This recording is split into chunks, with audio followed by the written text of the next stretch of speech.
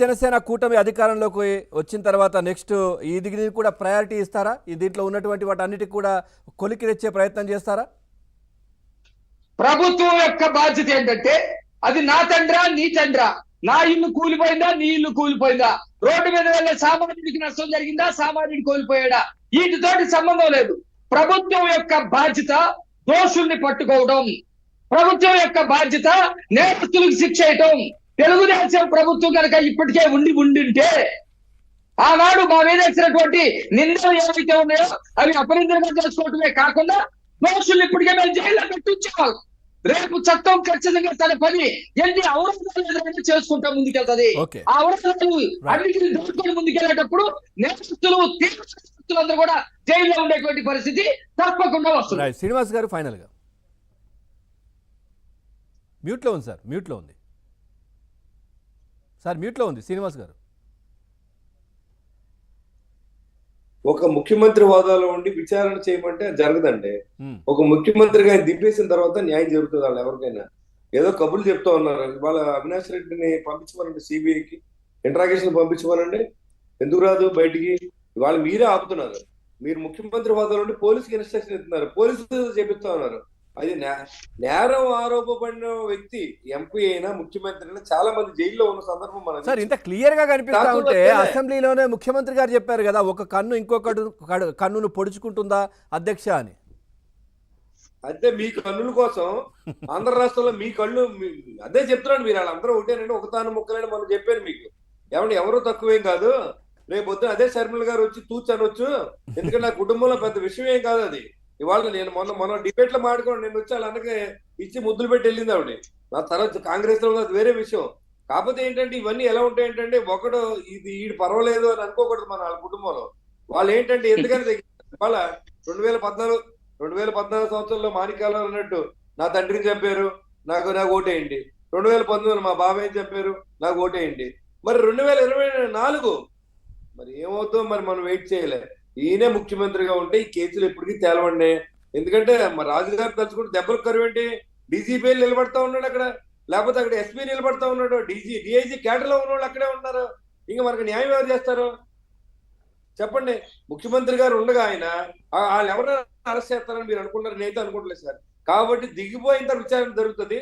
ఆ వివేకానంద రెడ్డి గారి కేసు కూడా న్యాయం జరుగుతుంది, సునీతమ్మ గారి కోరిక నెరవేరుతుంది.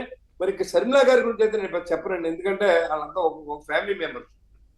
వాళ్ళు ఎప్పుడు ఏం మాట్లాడతారు అనేది నేను కామెంట్ చేసి దొరికిపోవడం నాకు ఇష్టం లేదు. కాబట్టి వాళ్ళ కుటుంబంలో న్యాయం చేసిన అన్యాయం చేసి ప్రజలు చూస్తూ ఉంటారు. ఆ రోజు ఆయన ఎక్కడానికి కారణమైన శర్మిలకి ఎలాంటి స్థానం ఇచ్చాడు అని వాళ్ళు ఆలోచన చేయాల, మనం చెప్పడం కాదు. వాళ్ళ చెల్లి వాళ్ళు ఇచ్చుకోలేదు అనుకుంటే మనం ఏం చేయలేం.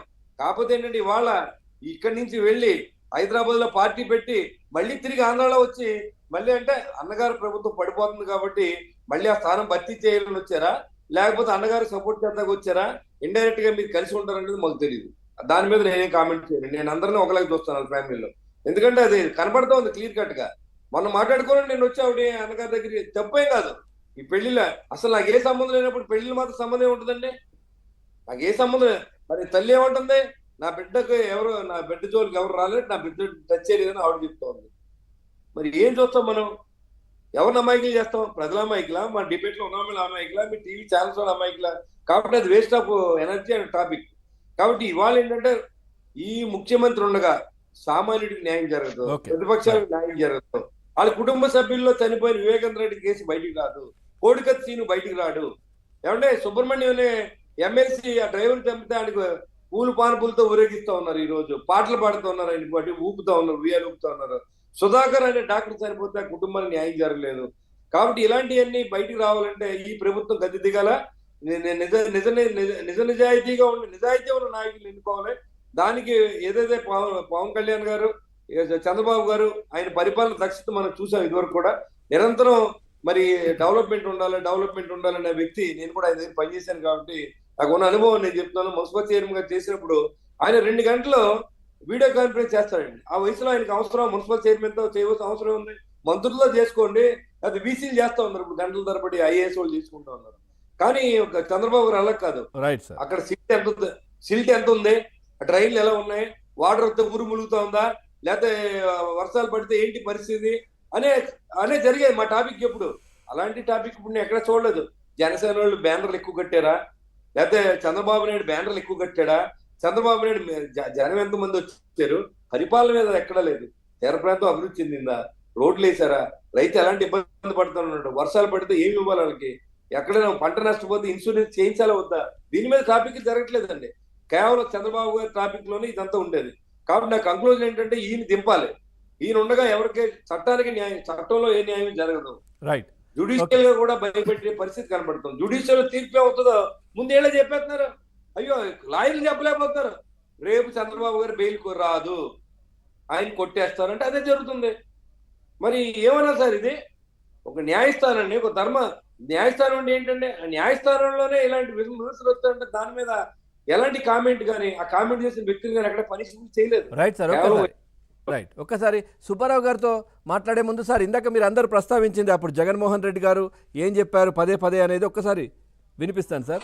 చేసిన వాళ్ళు ఎవరైనా కూడా, ఎంత పెద్దవాళ్ళైనా కూడా వాళ్ళ విషయాలు తెలియాలి. ఎందుకు